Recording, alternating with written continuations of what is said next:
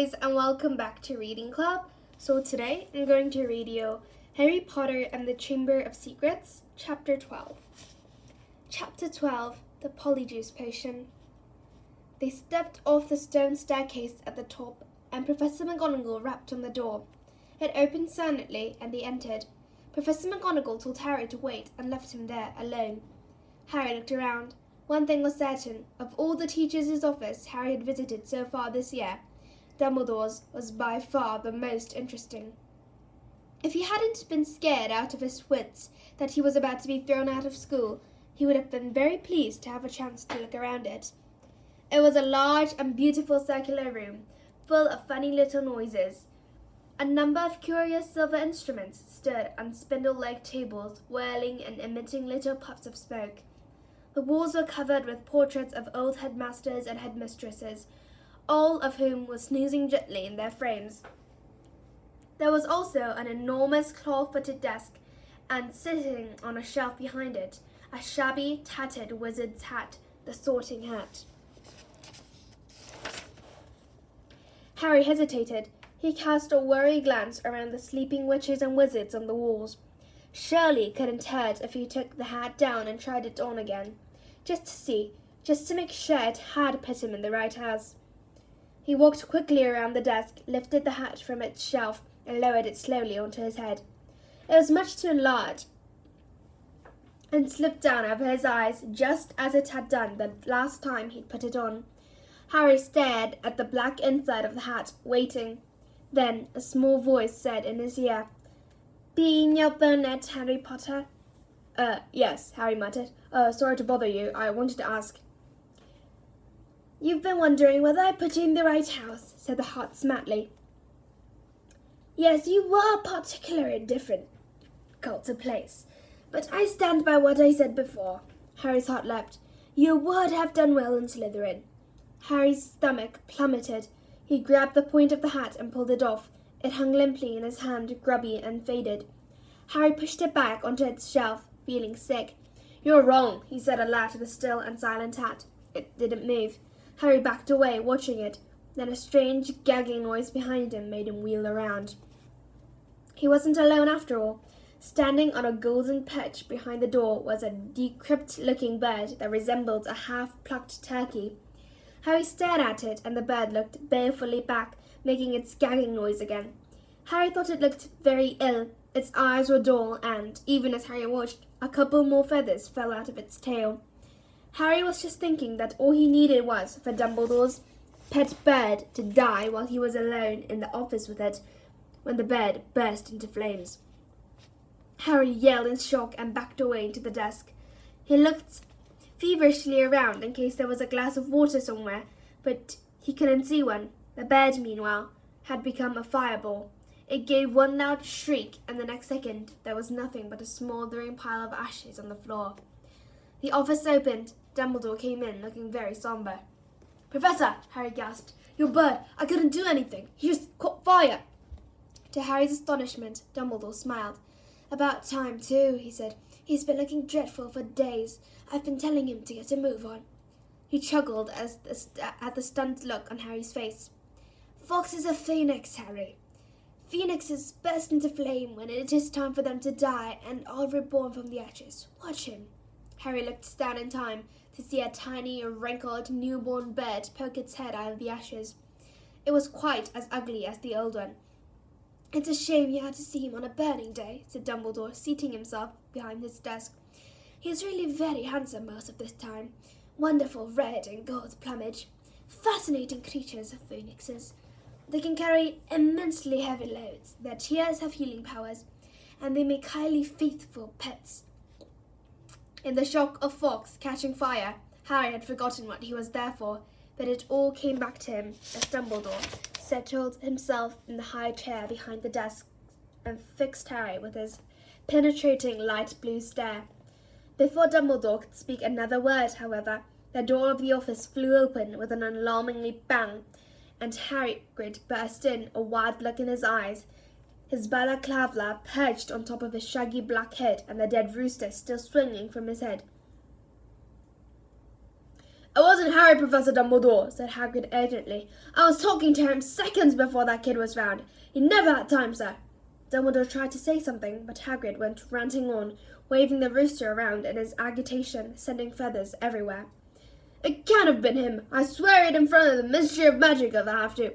Hagrid, You've got the wrong boy, sir. I know Harry never—" "Hagrid," said Dumbledore loudly, "I do not think that Harry attacked those people." "Oh," said Hagrid, the rooster falling limply at his side. "Right. I'll wait us out then, Headmaster." And he stomped out looking embarrassed. "You don't think it was me, Professor?" Harry repeated hopefully as Dumbledore brushed rooster feathers off his desk. "No, Harry, I don't," said Dumbledore, though his face was somber again. "But I still want to talk to you." Harry waited nervously while Dumbledore considered him, the tips of his long fingers together. "I must ask you, Harry, whether there is anything you'd like to tell me," he said gently. "Anything at all." He didn't know what to say. He thought of Malfoy shouting, "You'll be next, mudbloods," and of the Polyjuice Potion shimmering away in moaning Myrtle's bathroom. Then he thought of the disembodied voice he had heard twice and remembered what Ron had said. "Hearing voices no one else can hear isn't a good sign, even in the wizarding world." He thought, too, about what everyone was saying about him and his growing dread that he was somehow connected with Salazar Slytherin. "No," said Harry, "there isn't anything, Professor." The double attack on Justin and nearly Headless Nick turned what had hitherto been nervousness into real panic. Curiously, it was nearly Headless Nick's fate that seemed to worry people most. What could possibly do that to a ghost? People asked each other, what terrible power could harm someone who was already dead? There was almost a stampede to book seats on the Hogwarts Express so that students could go home for Christmas. "At this rate, we'll be the only ones left," Ron told Harry and Hermione. "Us, Malfoy, Crabbe, and Goyle. What a jolly holiday it's going to be." Crabbe and Goyle, who always did whatever Malfoy did, had signed up to stay over the holidays too. But Harry was glad that most people were leaving. He was tired of people skirting around him in the corridors as though he was about to sprout fangs or spit poison, tired of all the muttering, pointing, and hissing as he passed. Fred and George, however, found all this very funny. They went out of their way to march ahead of Harry down the corridor, shouting, "Make way for the Heir of Slytherin! Seriously, evil wizard coming through!" Percy was deeply disapproving of this behaviour. "It is not a laughing matter," he said coldly. "Oh, get out of the way, Percy," said Fred. "Harry's in a hurry." "Yeah, he's off to the Chamber of Secrets for a cup of tea with his fanged servant," said George shortly. Ginny didn't find it amusing either.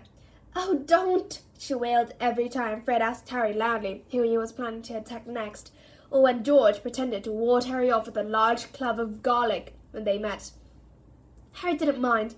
It made him feel better that Fred and George, at least, thought the idea of his being Slytherin's heir was quite ludicrous.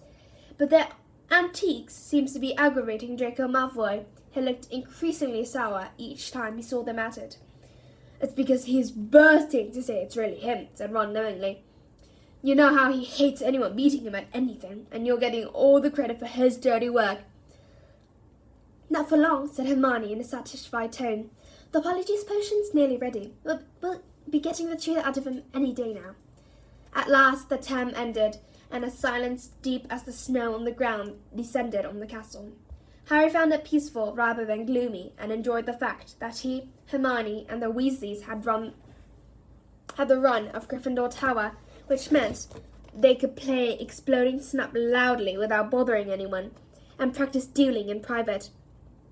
Fred, George, and Ginny had chosen to stay at school rather than visit Bill in Egypt with Mr. and Mrs. Weasley. Percy, who disapproved of what he termed their childish behaviour, didn't spend much time in his Gryffindor common room.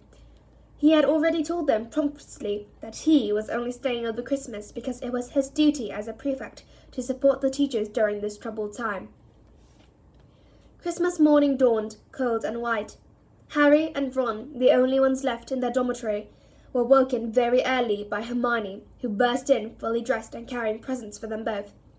"Wake up," she said loudly, pulling back the curtains at the window. "Hermione, you're not supposed to be in here," said Ron, shielding his eyes against the light. "Merry Christmas to you too," said Hermione, throwing him his present. "I've been up for nearly an hour, adding more lace wings to the potion. It's ready." Harry sat up, suddenly wide awake. Are you sure? Positive, said Hermione, shifting Scabbers the rat so that she could sit down on the end of Ron's fur poster. If we're going to do it, I say it should be tonight. At that moment, Hedwig zooped into the room, carrying a very small package in her beak. Hello, said Harry happily as she landed on his bed. Are you speaking to me again? She nibbled his ear in an affectionate sort of way, which was a far better present than the one that she had brought him, which turned out to be from the Dursleys. They had sent Harry a toothpick and a note telling him to find out whether he'd be able to stay at Hogwarts for the summer vacation too. The rest of Harry's Christmas presents were far more satisfying. Hagrid had sent him a large tin of trickled toffee, which Harry decided to soften by the fire before eating. Ron had given him a book called Flying with the Cannons, a book of interesting facts about his favourite Quidditch team. And Hermione had brought him a luxury eagle feather quill. Harry opened the last present to find a new hand-knitted sweater from Mrs. Weasley and a large plum cake. He read a card with a fresh surge of guilt, thinking about Mr. Weasley's car, which hadn't been seen since its crash with the Whomping Willow, and the bout of the rule-breaking he and Ron were planning next. No one, not even someone dreading taking Polyjuice Potion later, could fail to enjoy Christmas dinner at Hogwarts. The Great Hall looked magnificent. Not only were there a dozen frost-covered Christmas trees and thick streamers of holly and mistletoe crisscrossing the ceiling, but enchanted snow was falling, warm and dry from the ceiling. Dumbledore led them in a few of his favourite carols, Hagrid booming more and more loudly with every goblet of eggnog he consumed. Percy, who hadn't noticed that Fred had bewitched his prefect badge so that it now read Pinhead, kept asking them all what they were sniggering at. Harry didn't even care that Draco Malfoy was making loud, snide remarks about his new sweater from the Slytherin table. With a bit of luck, Malfoy would be getting his Comet Pence in a few hours' time. Harry and Ron had barely finished their third helpings of Christmas pudding when Hermione ushered them out of the hall to finalize their plans for the evening. We still need a bit of the people you're changing into, said Hermione matter-of-factly, as though she was sending them to the supermarket for laundry detergent. And obviously it'll be best if you can get something of Crabbe and Goyle's. They're Malfoy's best friends. He'll tell them anything. And we also need to make sure the real Crabbe and Goyle can't burst in on us while we're interrogating him. I've got it all worked out, she went on smoothly, ignoring Harry's and Ron's stupefied faces. She held up 2 plump chocolate cakes. I filled these with a simple sleeping draught. All you have to do is make sure Crabbe and Goyle find them. You know how greedy they are. They're bound to eat them. Once they're asleep, put out a few of their hairs and hide them in a broom closet. Harry and Ron looked incredulously at each other. Hermione, I don't think that could go seriously wrong. But Hermione had a steely glint in her eyes, not unlike the one Professor McGonagall sometimes had. The potion will be useless without Crabbe and Goyle's hair, she said sternly. Do you want to investigate Malfoy, don't you? All right, said Harry. But what about you? Whose hair are you ripping out?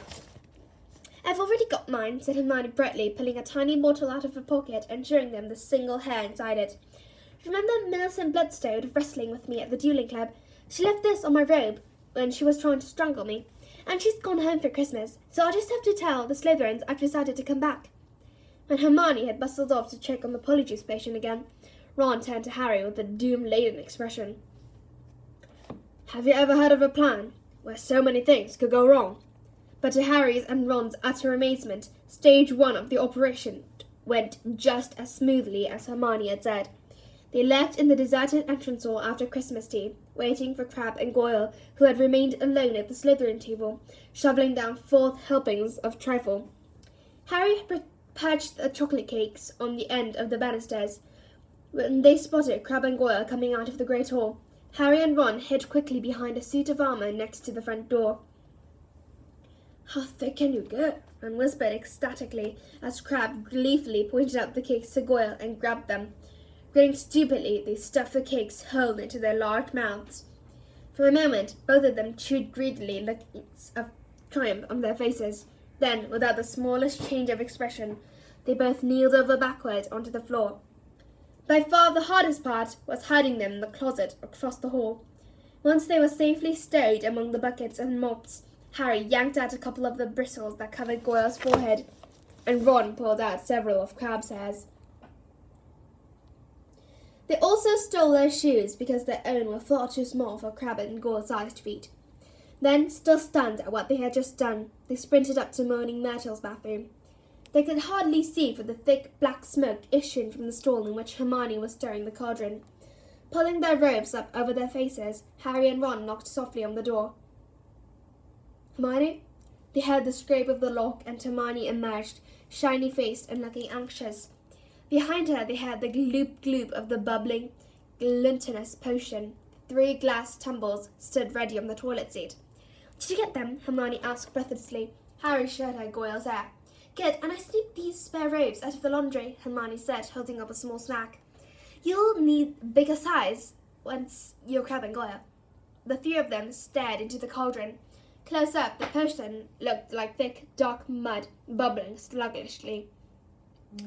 "I'm sure I've done everything right," said Hermione, nervously rereading the splotched pages of most petite potions. "It looks like the book says it should." "Once we've drunk it, we'll have exactly an hour before we change back into ourselves." "Now what?" Ron whispered.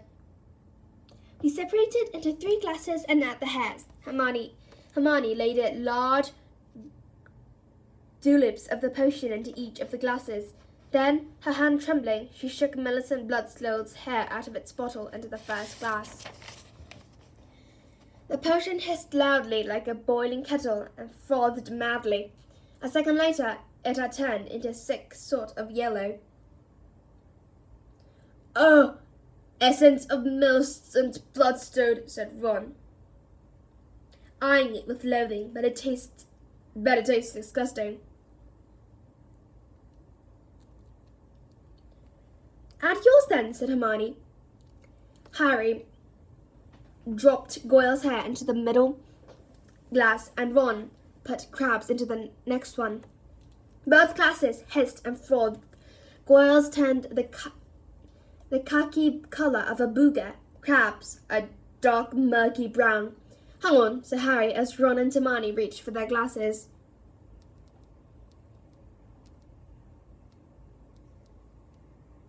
"We better not all drink them in here. Once we turn into Crabbe and Goyle, we won't fit. And Millicent Bloodstone isn't actually a pixie."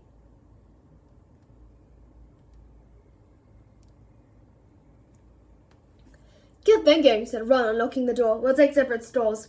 Careful not to spill a drop of his polyjuice potion, Harry slipped into the middle stall.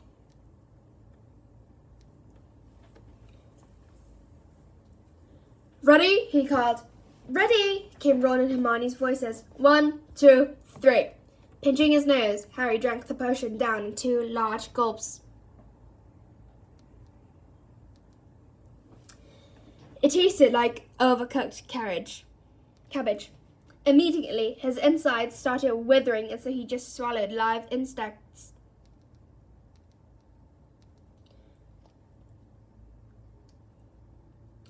Swallowed out live snakes. Doubled up, he wondered whether he was going to be sick. Then a burning sensation spread rapidly from his stomach to the very ends of his fingers and toes.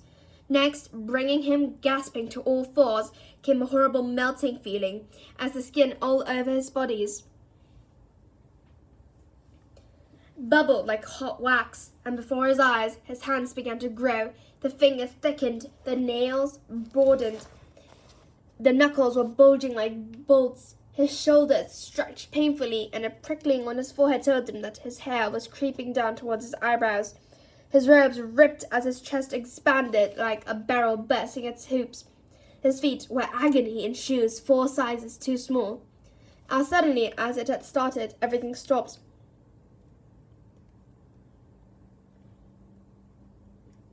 Harry lay face down on the stone-cold floor, listening to Myrtle gurgling morosely in the end toilet. With difficulty, he kicked off his shoes and stood up. He kicked off his shoes and stood up. So this was what it felt like being Goyle. His large hand trembling, he pulled off his old robes, which were hanging a foot above his ankles, pulled on the spare ones, and laced up Goyle's boot-like shoes. He reached up to brush his hair out of his eyes and met only the short growth of wiry bristles low on his forehead. Then he realized that his glasses were clouding his eyes because Goyle obviously didn't need them. He took them off and called, "Are you two okay?" Goyle's low rasp of a voice issued from his mouth. "Yeah," came the deep grunt of Crabbe from his right. Harry unlocked his door and stepped in front of the cracked mirror. Goyle stared back at him out of the door, deepest eyes. Harry scratched his ear. So did Goyle. Ron's door opened. They stared at each other, except that he looked pale and shocked. Ron was indistinguishable from Crabbe, from the pudding bowl haircut to the long gorilla arms. "This is unbelievable," said Ron, approaching the mirror and prodding Crabbe's flat nose. "Unbelievable." "We'd better get going," said Harry, loosening the watch that was cutting into Goyle's thick wrist. "But we've still got to find out where the Slytherin common room is. I only hope we can find someone to follow." Ron, who had been gazing at Harry, said, "You don't know how bizarre it is to see Goyle thinking." He banged on Hermione's door. "Come on, we need to go." A high-pitched voice answered them. I don't think I'm going to come after all. You go on without me." "Hermione, we know Millicent Bloodstool's ugly, so no one's going to know it's you." "No, really, I don't think I'll come. You two hurry up. You are wasting time." Harry looked at Ron, bewildered. "That looks more like Goyle," said Ron. "That's how he looks every time a teacher asks him a question." "Hermione, are you okay?" said Harry through the door. "Fine, I'm fine. Go on." Harry looked at his watch. 5 of their previous 16 minutes had already passed. "We'll meet you back here, all right?" he said. Harry and Ron opened the door of the bathroom carefully, checking that the close was clear, and set off. "Don't swing your arms like that," Harry muttered to Ron. "Eh?" "Crabbe holds them sort of stiff." "How's this?" "Yeah, that's better." They went down the marble staircase. All they needed now was a Slytherin that they could follow to the Slytherin common room. But there was nobody around. "Any ideas?" muttered Harry. "The Slytherins always come up to breakfast from over there," said Ron, pointing at the entrance to the dungeons. The words had barely left his mouth, then a girl with long curly hair emerged from the entrance. "Excuse me," said Ron, hurrying up to her. "We've forgotten the way to our common room." "I beg your pardon," said the girl stiffly. "Our common room. I'm a Ravenclaw." She walked away, looking suspiciously back at them. Harry and Ron hurried down the stone steps into the darkness, their footsteps echoing particularly loud as Crabbe and Goyle's huge feet hit the floor, feeling that this wasn't going to be as easy as they had hoped. The labyrinth passages were deserted. They walked deeper and deeper under the school, constantly checking their watches to see how much time they had left. After a quarter of an hour, just when they were getting desperate, they heard a sudden movement ahead. "Ha!" said Ron excitedly. "There's one of them now." The figure was emerging from a side room. As they hurried nearer, however, their hearts sank. It wasn't a Slytherin. It was Percy. "What are you doing down here?" said Ron in surprise. Percy looked affronted. "That," he said, "is none of your business. It's Crabbe, isn't it?" "What? Oh, yeah," said Ron. "Well, get off to your dormitories," said Percy sternly. "It's not safe to go wandering around dark corridors these days." "You are," Ron pointed out. "I," said Percy, drawing himself up, "am a prefect. Nothing's about to attack me." A voice suddenly echoed behind Harry and Ron. Draco Malfoy was strolling toward them, and for the first time in his life, Harry was pleased to see him. "There you are," he drawled, looking at them. "Have you two been pigging out in the Great Hall all this time? I've been looking for you. I wanted to show you something real funny." Malfoy glanced witheringly at Percy. "And what are you doing down here, Weasley?" he sneered. Percy looked outraged. "You want to show a bit more respect to a school prefect," he said. "I don't like your attitude." Malfoy sneered and motioned for Harry and Ron to follow him. Harry almost said something apologetic to Percy, but caught himself just in time. He and Ron hurried after Malfoy, who said as they turned into the next passage, "That Peter Weasley." Percy, Ron corrected him automatically. Whatever, said Malfoy. I've noticed him sneaking around a lot lately, and I bet I know what he's up to. He thinks he's going to catch Slytherin's hair single-handed. He gave a short, derisive laugh. Harry and Ron exchanged excited looks. Malfoy paused by a stretch of bare, damp stone wall.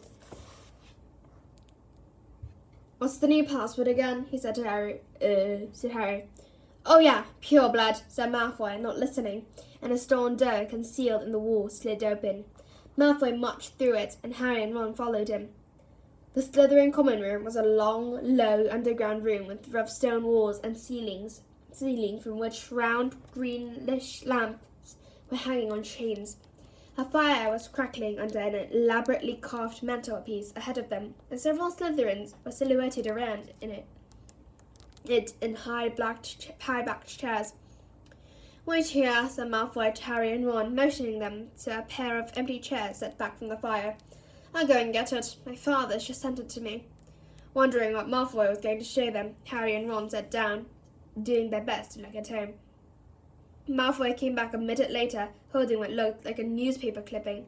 He thrust it under Ron's nose. That'll give you a laugh, he said. Harry saw Ron's eyes widen in shock.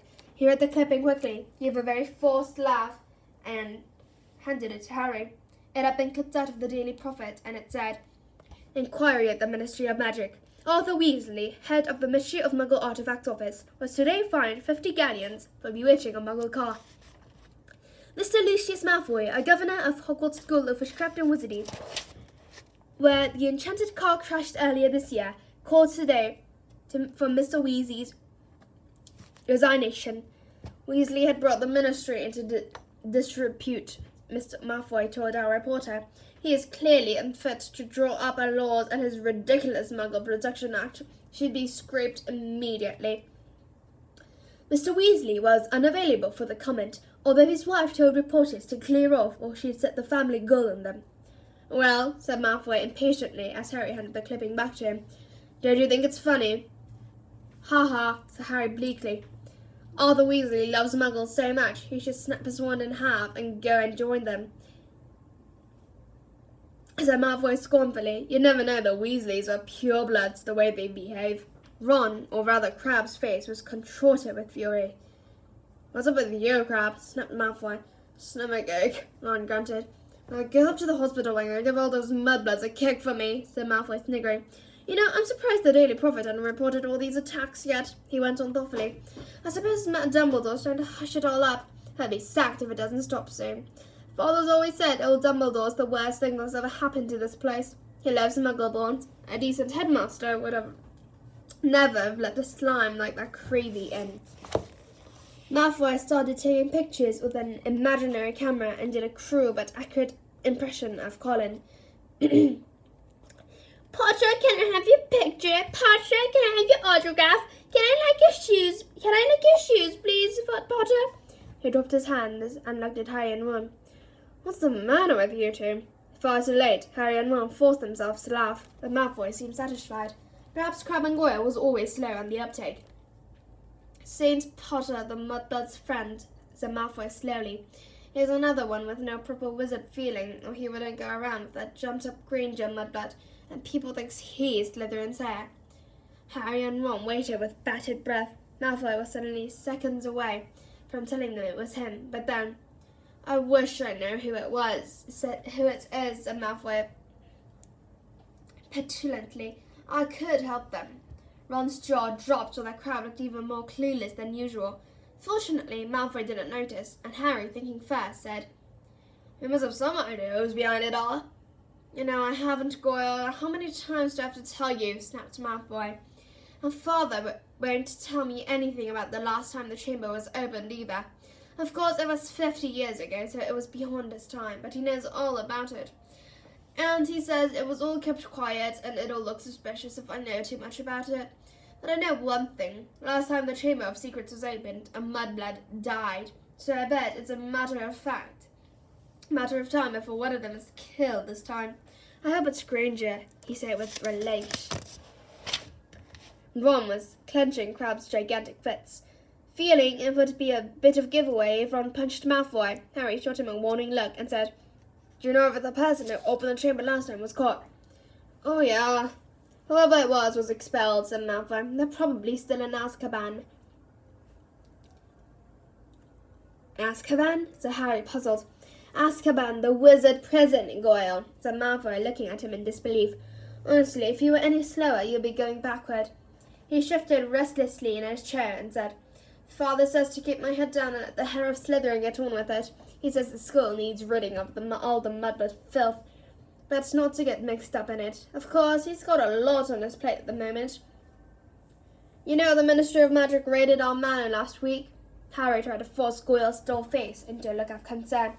"Yeah," said Malfoy. "Luckily they didn't find much. Father's got some very valuable dark arts stuff. But luckily we've got our own secret chamber under the drawing room floor." "Ho!" said Ron. Malfoy looked at him, saw that Ron blushed. Even his hair was turning red. His nose was also slowly lengthening.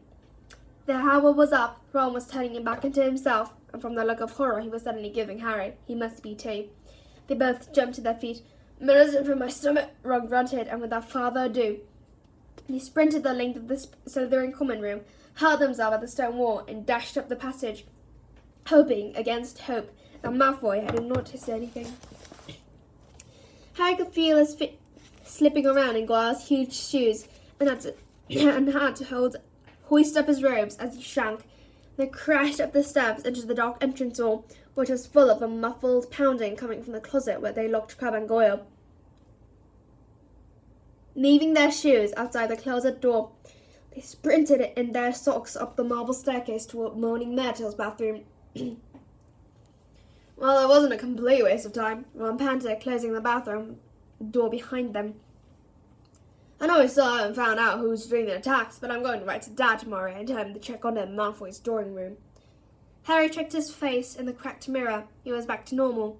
He put his glasses on as Ron hammered in the door of Hermione's door. "Hermione, come out! We've got loads to tell you." "Go away!" Hermione squeaked. Harry and Ron looked at each other. "What's the matter?" said Ron. "You must be back to normal by now. Where are—" The Moaning Myrtle glided suddenly through the store door. Harry had never seen her looking so happy. "Ooh, wait till you see," she said. "It's awful." They heard the lock slide back, and Hermione emerged, sobbing, her robes pulled up over her head. "What's up?" said Ron uncertainly. "Have you still got Millicent's nose or something?" Hermione let her robes fall and Ron backed into the sink. Her face was covered in black fur. Her eyes had turned yellow, and there were long pointed ears poking through her hair. "It was a cat hair," she howled. "Millicent Blackstone must have a cat. And the potion isn't supposed to be used for animal transformation." "Uh-oh," said Ron. "You'll be teased something dreadful," said Myrtle happily. "It's okay, Hermione," said Harry quickly. "We'll take you up to the hospital wing. Madame Pomfrey never asks too many questions." It took a long time to persuade Hermione to leave the bathroom. Moaning Myrtle sped them on their way with a hearty gruffle. "Wait till everyone finds out you've got a tail." So that's the end of this channel. I hope you enjoyed it, and if you did, please click many likes and subscribe Reading Club. So I'll come back later with a new and improved channel. Thank you for listening, guys.